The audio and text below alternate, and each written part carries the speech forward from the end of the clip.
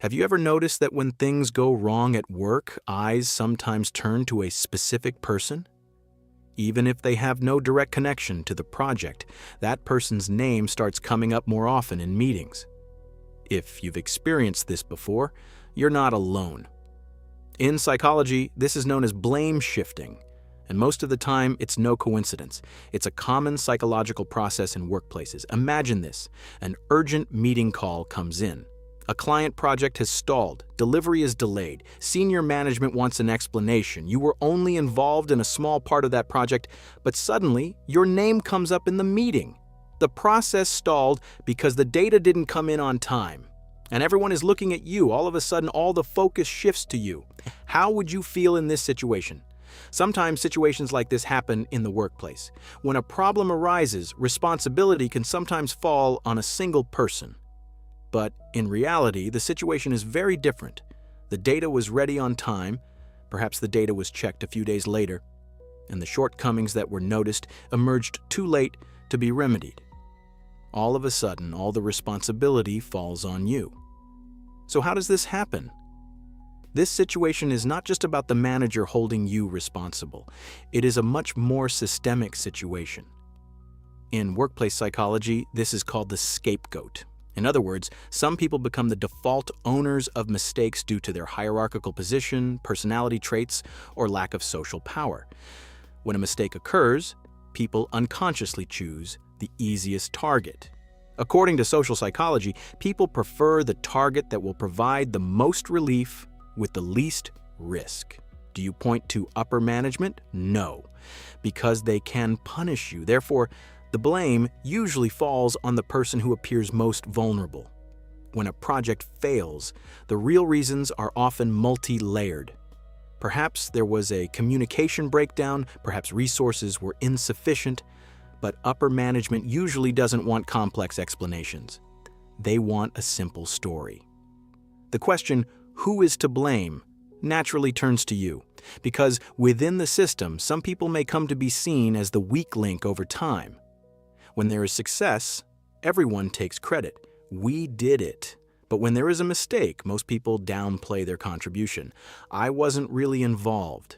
When success comes, people always want to show their contribution. Saying, we did it, is everyone's natural reaction. But when things go wrong, no one wants to take responsibility. And this situation leads to responsibility always falling on the same person. The powerful can avoid responsibility. I only provided advice. But the more vulnerable ones cannot. You prepared that data, didn't you? When a project fails, team members usually see a few people as responsible, but the only name that reaches upper management is often the most vulnerable person. Once you're labeled a scapegoat at work, things become even more insidious. Now, your name will be the first to come to mind for future mistakes. Last time, this problem was his fault too, wasn't it? In reality, that may not be the case, but people have started to see you that way. Research shows that once people are labeled as problem employees, they receive much more negative feedback in subsequent evaluations, even with the same performance, because people now see you through this filter. Your mistakes are magnified while others are overlooked. People look for evidence that confirms what they already believe. And once you've been labeled problematic, your mistakes become much more visible. Have you ever wondered why most people stay silent at this point? Sometimes people dislike conflict, don't want to risk their position, or may think, no one will believe me anyway. But silence is often perceived as an admission of guilt. They didn't say anything, so it must be their fault.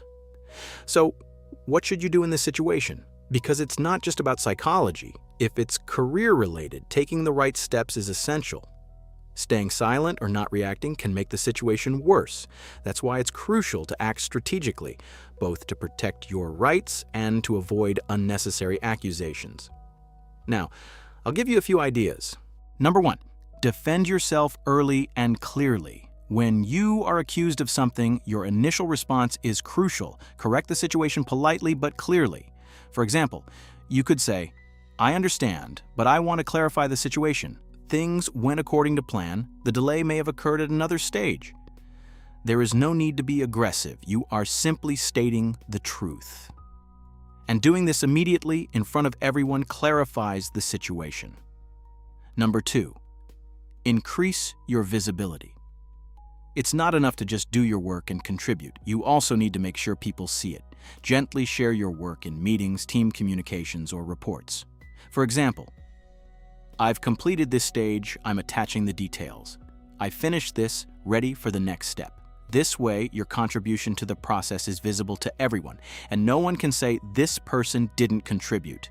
The work is recorded and transparent.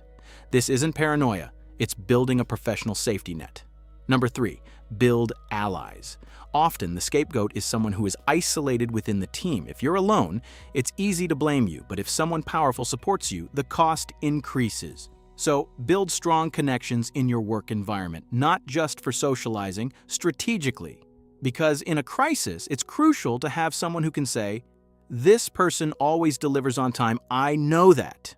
Number 4, communicate early and openly. Don't stay silent when a mistake happens, but don't take the blame either. Instead, immediately offer a proactive analysis. There's been a delay in the project. I've identified the problems and prepared solutions. Now we can discuss how we can solve this together. Notice, you didn't blame anyone. You just stated the facts and the structural situation. And the strongest part of this approach, structural analysis invalidates individual blame. The focus in the meeting is no longer on personal mistakes, but on solutions and processes. This way, you remain both professional and visible. Number 5, position yourself.